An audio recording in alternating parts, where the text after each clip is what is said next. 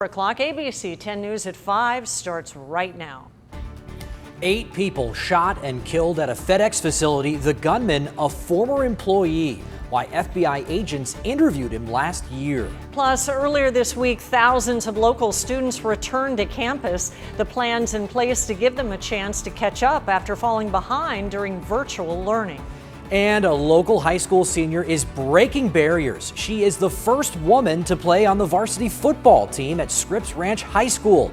How she's inspiring others along the way in a story that is positively San Diego. ABC 10 News at 5 starts now. The man who police say shot and killed 8 people at a FedEx facility in Indianapolis is a former employee who is known to law enforcement. Good evening. I'm Kimberly Hunt. And I'm Derek Stahl. Steve and Lindsay have the night off. The FBI says it interviewed the 19-year-old gunman last year after his mom called police to say he might commit suicide by cop. But as ABC's Andrew Dimbert reports, a motive for last night's shooting is still unknown. Caller heard 10 shots from near the front of the entrance. In Indianapolis overnight, 8 people shot and killed, several others wounded at a FedEx ground warehouse near the airport. More shots went off. Somebody went behind their car to the trunk and got another gun, and then I saw one body on the floor. We're told around 100 workers were on duty when the shots rang out. Officials say the gunfire started in the parking lot and continued at the building, adding that the massacre was over in a matter of minutes. An internal briefing from the Department of Homeland Security says this facility is the second largest FedEx Express hub in the world. The gunman dying by suicide, according to police. This suspect came to the facility, and when he came there, he got out of his car and pretty quickly started some random shooting outside the facility. The deadly rampage comes less than a month after 10 innocent shoppers lost their lives after a gunman fired on a grocery store in Colorado and after a shooting spree at several Asian spas in Atlanta that killed 8. The White House calling for immediate action and gun reform from Congress. The Congress has to step up and act. I strongly urge my Republican friends in the Congress who even refused to bring up the House-passed bill to bring it up now. This has to end. Back in Indiana, a community mourns, grappling with how an explosion of violence like this could happen to them. What we are left with this morning is grief. And FedEx confirming to ABC News the shooter is believed to be Brandon Scott Hull, a former employee of FedEx. And right now, investigators are combing through his social media for information on a possible motive. Andrew Dimbert, ABC News, Washington. People with the 10 News mobile app first learned about this shooting from our breaking news alert. To get real-time news on your smartphone or tablet, go to the App Store and search 10 News. Thousands of local students went back to the classroom this week, and plans are already in motion for summer school. It will give students a chance to catch up after falling behind this past year with virtual learning. ABC 10 News reporter Jennifer De La Cruz explains how districts plan to make up for lost time. The San Diego Unified School District says between 5 and 10% of their students are failing every class. They credit that learning loss to struggles with distance and hybrid platforms throughout the pandemic. So this summer, they're hoping to fix that. We see the summer as, the beginning of our efforts, to get students back on track. School Board President Richard Barrera says their summer program that's usually reserved for high schoolers will be fully revamped to address the needs of all students. Programs will run for 4 weeks for elementary and middle school and 3 weeks for high school. They'll consist of morning learning and afternoon activities. Students can either make up credits or take classes to get ahead. Swim camps to arts and music, science camps, internships for high school students. While there are options for every age, Barrera says just a few short weeks of summer school simply won't be enough. But that work is going to have to go on throughout the entire school year next year as well. In El Cajon, the Cajon Valley Union School District received national recognition for pioneering what learning looks like in a pandemic from the start. This summer, they're launching Camp Cajon. We want to emphasize the use of outdoor recreation, enrichment, field trips, giving students opportunities that they have missed out on. Assistant Superintendent Karen Minshew says they're focusing on both academics and enrichment for their K-8 students. They've partnered with local soccer clubs and Parks and Rec to bring sports and art programs directly to their campuses. We can be better prepared for next year, but this is a long-term plan. It has to be based on growth and fun, positivity, and all the amazing strengths and gifts of our students. Jennifer Dela Cruz, ABC 10 News.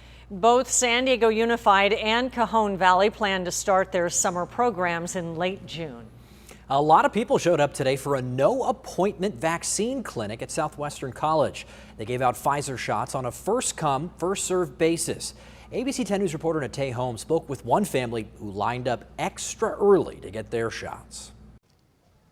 Dozens of people showed up here this morning at Southwestern College to get their vaccine. The county is administering the Pfizer vaccine on a first-come, first-served basis. Now, San Diegans hoping to get the vaccine tell us that it's been hard trying to get an appointment. There is no appointments, right? We tried. Us personally is really important because we have our 9-year-old who has heart conditions. He just had open heart surgery recently, and we need to protect him. The Solano family arrived 3 hours before the vaccine clinic opened to be able to get a spot in line. Only one of them has been vaccinated. Mom is a teacher, so she was able to get it sooner than everyone else. The family had the same goal as other South Bay residents. The long line to get vaccinated wrapped around the front of the campus. Meanwhile, we're getting our first real-world data on chances of getting infected after getting the vaccine. According to a new report from the CDC, about 5,800 people have been fully vaccinated, have become infected with COVID-19. To put that in perspective, about 77 million people in the U.S. are fully vaccinated.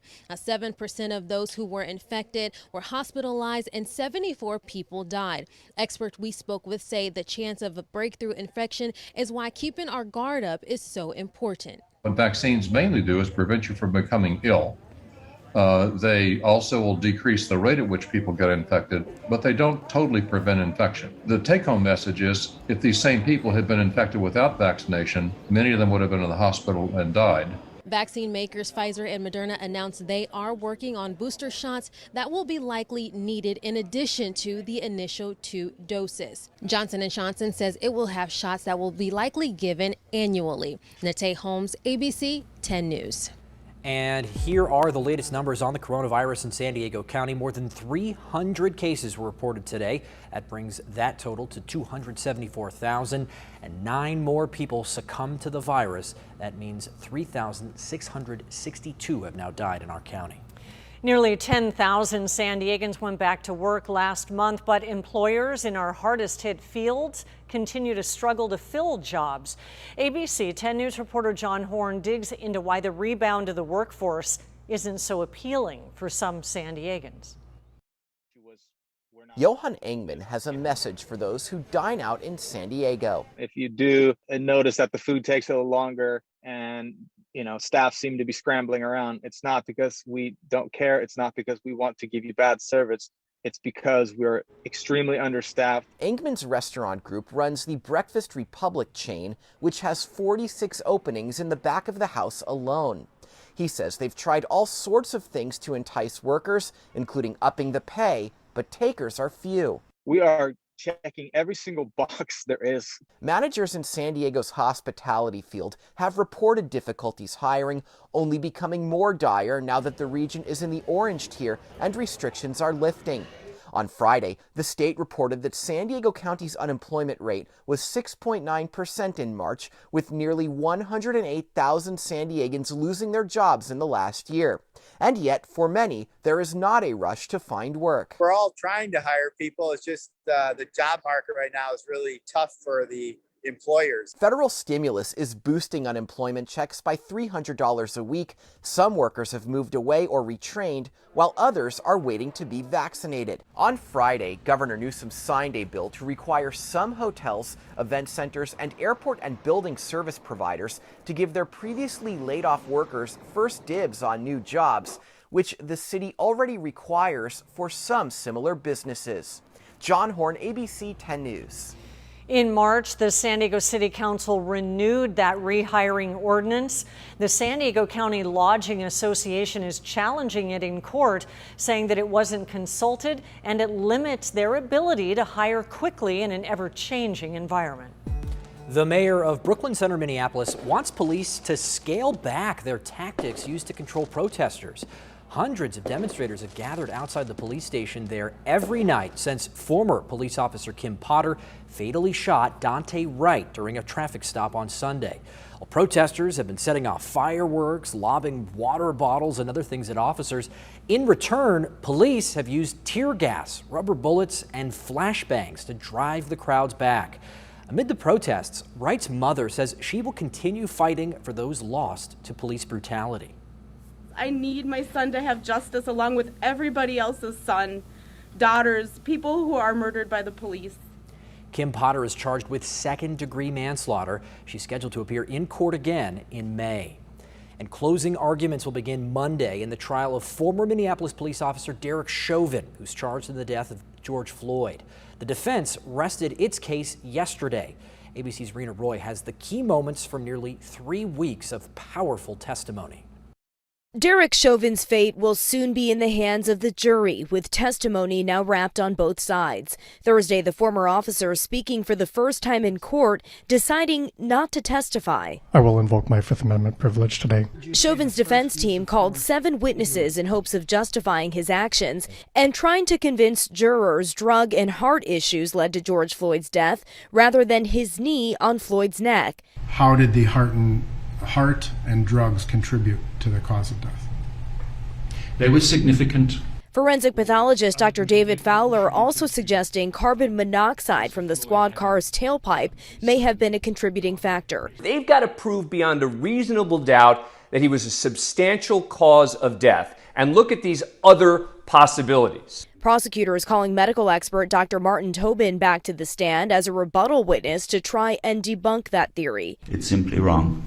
He's one of 38 witnesses who testified for the prosecution, trying to prove Chauvin killed Floyd. The law enforcement subdual, restraint, and the neck compression was just more than Mr. Floyd could take by virtue of those heart conditions.